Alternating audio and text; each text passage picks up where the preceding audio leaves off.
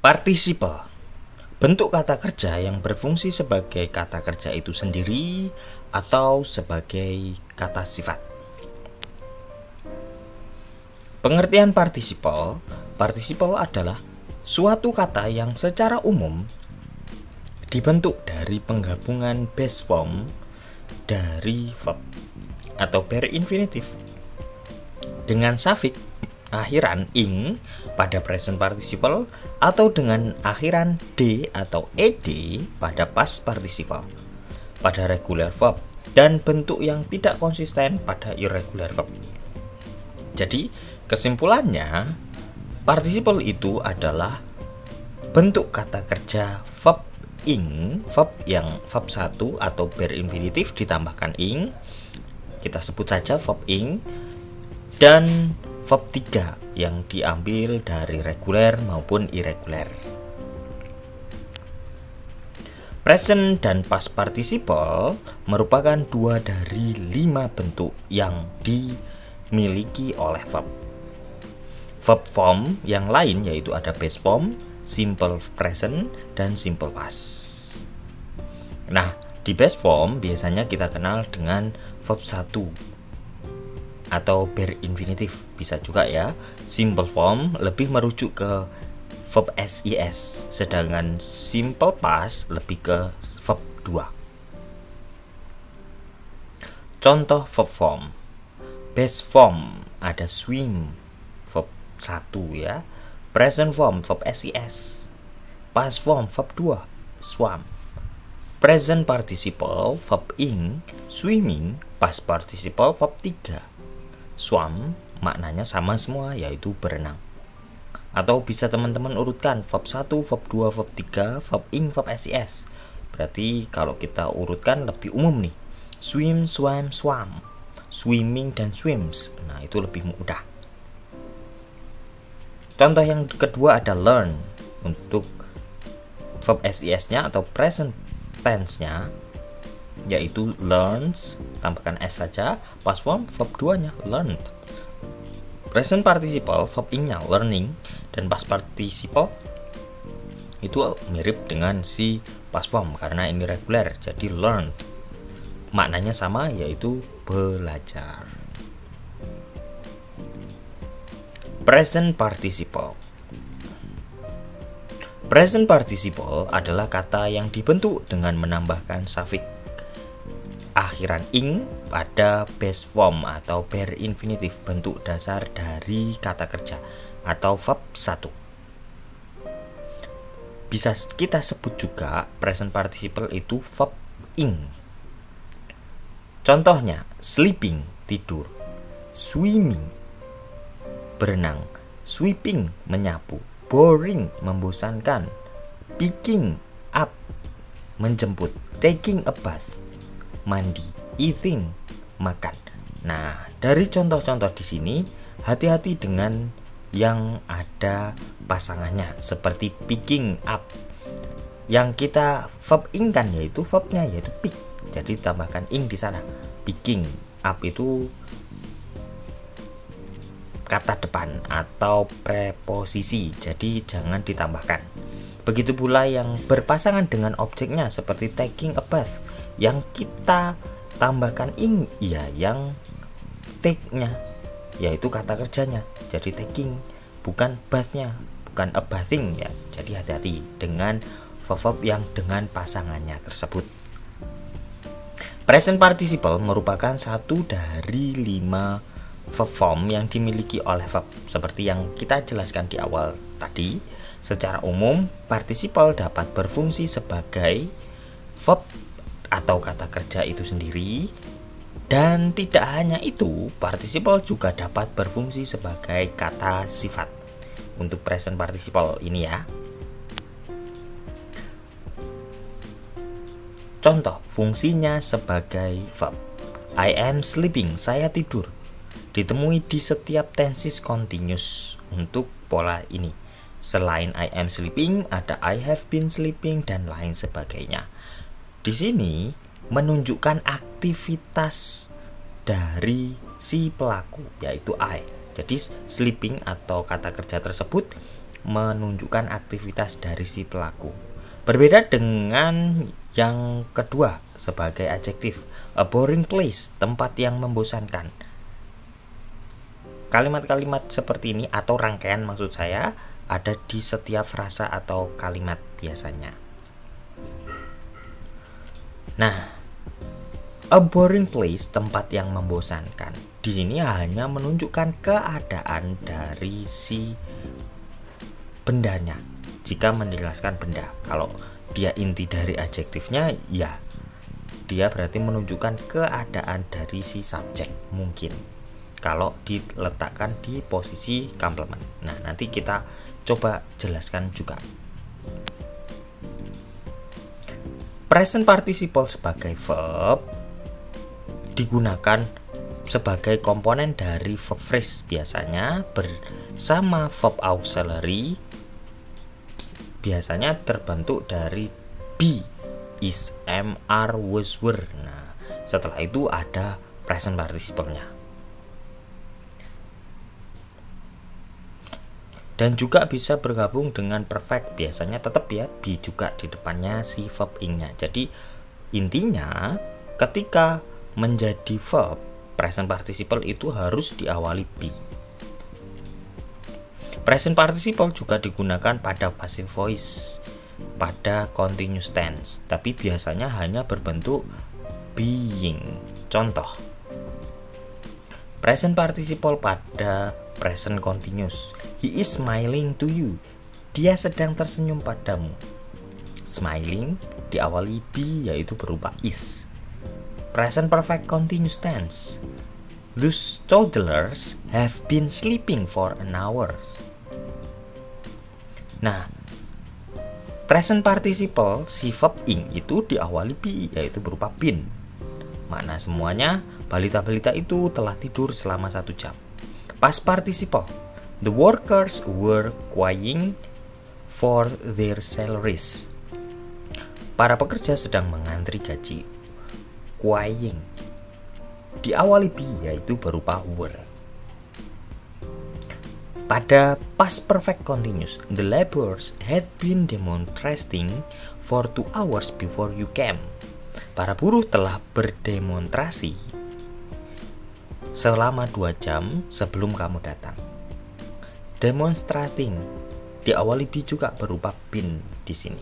Pada future continuous, she will be working at the office. Dia akan bekerja di kantor. Pada future perfect continuous, the cat will have been sleeping long. Kucing itu akan tidur lama. Pada pasif, nah, pada pasif ada di past continuous dan present continuous. Yang kita hanya menggunakan present participle berupa being. Contoh, the book is being read by him. Buku tersebut sedang dibaca olehnya. My car was being washed at this time yesterday. Mobil saya sedang dicuci pada saat ini kemarin.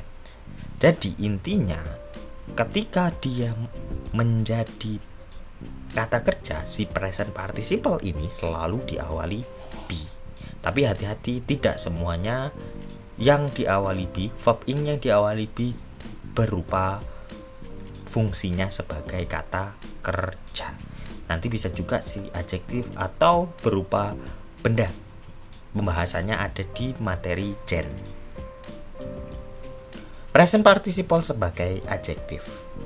Present participle yang berfungsi sebagai adjektif menerangkan noun atau benda di belakangnya jika letaknya di depan. Kalau letaknya di complement maka sebagai penjelas subjek atau si objeknya. Ada pula bentuk verb ing yang lain yang berfungsi sebagai noun, yaitu gerund. Tapi di sini kita nggak bahas gerund. Walaupun sama-sama berbentuk verb ing, namun penggunaan keduanya sangat berbeda. Karena si participle kita bahas verb ing secara penggunaannya sebagai adjektif atau verb. Sedangkan di gerund, verb ing yang difungsikan sebagai noun. Penggunaan present participle sebagai adjektif dapat dilihat pada noun phrase dan reduced adjective clause. Jadi ada di dua tempat tersebut. Pada noun phrase, noun yang bertindak sebagai pelaku aksi dirangkai dengan present participle. Contoh, the rooster annoys me. Ayam jago itu menjengkelkan saya. The fact interested me. Dari kalimat ini kita bisa membentuk kata kerja annoys dan interested itu sebagai participle yang berfungsi sebagai adjektif. Contoh, it is an annoying rooster. Itu ayam jago yang menjengkelkan. Karena kata kerja intinya is, kalau langsung ketemu verb ing berarti dia kata kerjanya, bisa jadi. Tapi di sini ternyata ketemu an itu miliknya atau rangkaian dari si benda yaitu si roster, maka dia bukan lagi kata kerja melainkan berfungsi sebagai kata sifat. Begitu pula yang nomor 2, the annoying rooster eats a lot. Dia sebagai subjek karena kata kerja intinya yaitu eats, jadi dia bagian dari subjek. The annoying rooster subjeknya, maksud saya seperti itu. Nah, jadi annoying di sini sebagai kata sifat yang menjelaskan rooster atau benda ayam jago tersebut. Contoh yang kedua, dari kalimat the fact interested me, kita bisa membentuk interested tersebut sebagai participle yang berfungsi sebagai kata sifat juga. Contohnya, it was an interesting fact. Itu fakta yang menarik. The interesting fact was published. Fakta yang menarik itu dipublikasikan. Intinya kan dari rangkaian tersebut adalah faktanya. Fakta itu, fact itu. The interesting fact. Nah, rangkaiannya intinya fact-nya. Was published itu sebagai verb-nya. Kalau yang dari contoh yang pertama, it was-nya yang sebagai verb-nya. Annoying dan interesting pada contoh di atas merupakan present participle yang menjelaskan roster dan fact. Intinya seperti itu. Present participle sebagai adjektif pada reduksi atau penyederhanaan kalimat dari adjective clause yang active voice, relative pronoun, dan verb to be atau auxiliary verb lain jika ada dihapus serta ditambahkan ing pada active verbnya. Jika active voice ya. Jika tidak berbentuk continuous tense sehingga membentuk present participle. Catatannya. Jadi kalau sudah verb ing jadikan verb ing, kalau belum verb ing biasanya verb 1, verb 2 maka ubahlah menjadi verb ing. Itu nanti ada di pembahasan di adjective clause itu sendiri. Di sini kita spill dulu. Contoh yang pertama, the woman who works here is from Perth. Wanita yang bekerja di sini berasal dari Perth. Itu lengkapnya. Kalau kita mau menggunakan participle bisa who works. Di situ kita hilangkan who-nya, works-nya verb ing kan. Jadi the woman working here is from Perth. Nggak ada kata kerjanya, kata kerja bantu berupa be di depan working, maka dia bukan lagi sebagai kata kerja ya fungsinya, melainkan sebagai adjektif yang menjelaskan benda di depannya. Working itu menjelaskan woman. Contoh yang kedua, the man who is sleeping under the tree is my brother. Laki-laki yang sedang tidur di bawah pohon adalah saudaraku. Kita bisa menulis juga dengan diringkas jadi the man sleeping under the tree is my brother. Sleeping menjelaskan man di sana. Nah, berhubung contoh yang kedua berupa verb ing awalnya, maka kita cukup menghapus apa yang harus dihapus. Karena ini kan penyederhanaan. Jadi aturannya nanti kita bahas di adjective clause lagi. Sedangkan ketika tidak berupa verb ing, contoh yang pertama tadi, maka bentuklah jadi verb ing. Jadi present participle. Selanjutnya ada past participle. Past participle adalah participle yang secara umum dibentuk dengan menambahkan suffix atau akhiran d atau ed pada base form atau verb satunya untuk yang regular verb. Sedangkan pada irregular verb bentuk past participle tidak konsisten. Ada yang sama semua. Ada yang sama semua dari verb 1, verb 2, verb 3. Ada yang berbeda. Ada yang berbeda semua dari verb 1, verb 2, verb 3. Kalau yang sama semua contohnya apa? Put, put, put. Kalau yang berbeda semua go, went, gone. Nah, yang kita bahas yaitu gone-nya. Ada yang sama dengan verb 2-nya. Contoh buy, bought, bought. Nah, ada yang sama dengan verb 1-nya. Contoh come, came, come. Jadi tidak konsistennya seperti itu karena bentuknya itu berbeda-beda, sama semua atau yang sebagainya. Contoh slap, swept, board, picked up, taken a bath, eaten. Nah, di sini perlu diperhatikan juga. Sama halnya dengan verb ing tadi, ketika ada rangkaiannya, terutama ketika berpasangan dengan preposisi, maka yang di verb 3 kan itu ya yang verbnya. Pick up contoh, maka yang di verb 3 kan ya pick-nya bukan up-nya. Begitu pula yang bergabung dengan kata yang lain nih, digabungkan atau diikuti kata yang lain, maka verbnya yang di verb 3 kan. Taken a bath, karena bath itu kan bendanya, maka jangan di verb 3 kan bentuk bathnya. Present participle atau past participle ini ya, itu salah satu bentuk dari 5 form. Nah, ini past participle ya. Mereka bisa sama halnya dengan present participle, berfungsi sebagai verb maupun kata sifat. Contoh ketika sebagai verb atau kata kerja, I have slept. Saya tidur. Kebanyakan bisa kita temukan di tenses perfect ya, perfect. Sedangkan ketika sebagai adjektif, a bored man, laki-laki yang bosan, bisa kita temukan di frasa atau kalimat biasanya diletakkan di posisi komplement. Nah, kalau yang sebagai verb 3 itu kebanyakan diawali have atau juga bisa diawali be, itu sebagai verb. Tapi kalau tidak diawali be atau have, maka dia sebagai adjektif.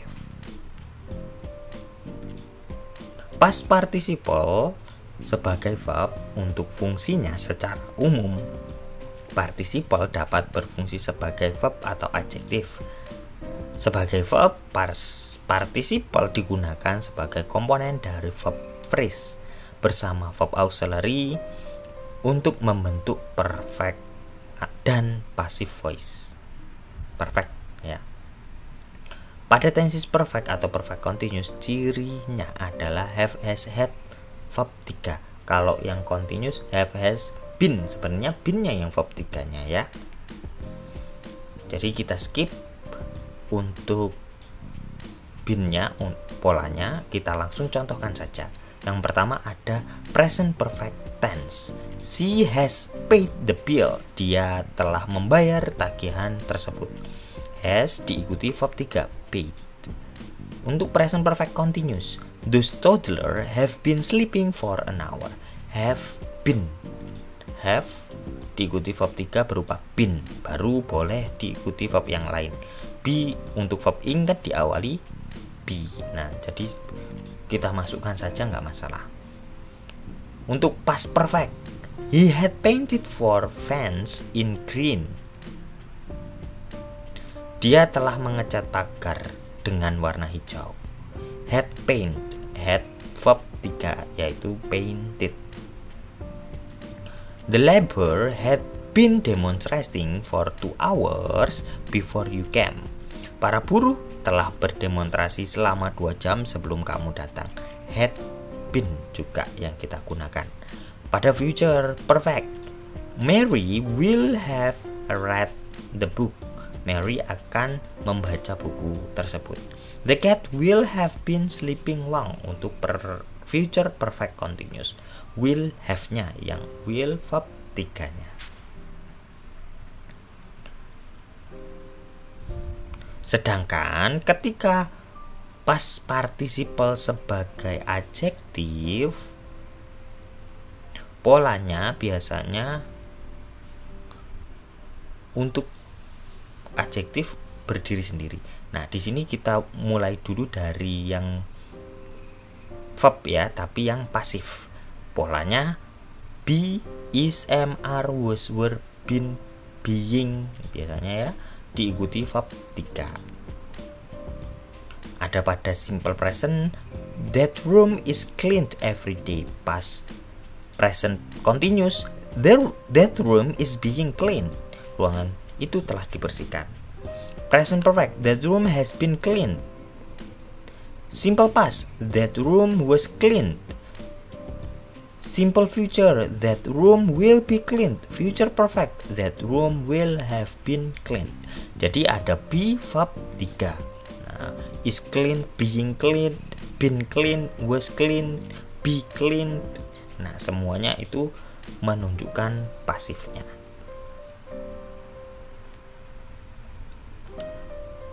Past participle sebagai verb,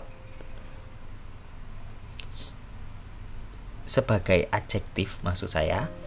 Past participle berfungsi untuk menerangkan noun di belakangnya. Penggunaan past participle sebagai adjektif dapat dilihat pada noun phrase atau reduced adverbial clause. Pada noun phrase, noun yang bertindak sebagai penerima aksi dirangkai dengan past participle. Contoh kalimatnya, the woman was bored by the situation. Wanita itu dibuat jenuh dengan situasi tersebut. The cat is spoiled by my mother. Nah, dua kalimat ini, bored dan spoiled, kita fungsikan sebagai, khusus untuk bored sebenarnya dia sebagai adjektif sudahan ya, tapi dia jatuhnya di posisi complement. Sedangkan spoiled itu sebagai verb, masih verb. Jadi mau kita jadikan adjektif di sini secara fungsi, si bored dan spoiled dalam rangkaian frasa. Contohnya, the bored woman, wanita yang bosan. The spoiled cat, kucing yang dimanja. Nah, nggak masalah kita mau pakai alternatif yang ini. Kalau yang ini nanti munculkan verb yang lain di belakangnya kalau dia sebagai subjek. Pada reduksi atau reduce adjective clause, relative pronoun dan verb to be atau conjunction dan verbnya nanti difungsikan, terutama untuk verb 3 ya, difungsikan sebagai verbnya langsung dan diubah fungsinya sebagai adjektif. Tapi kalau ada auxiliary-nya maka dihapus. Serta kalau dia present continuous atau past continuous, tambahkan being. Jadi being-nya masih boleh dicantumkan. Contoh adjective clause-nya, the book which is being read by him is very interesting. Kita bisa juga menulisnya jadi the book being read by him is very interesting, atau langsung the book being read by him is very interesting. Nah, si read di situ menerangkan booknya. Contoh lengkapnya adjective clause selanjutnya, the math problem which has been solved by him is difficult.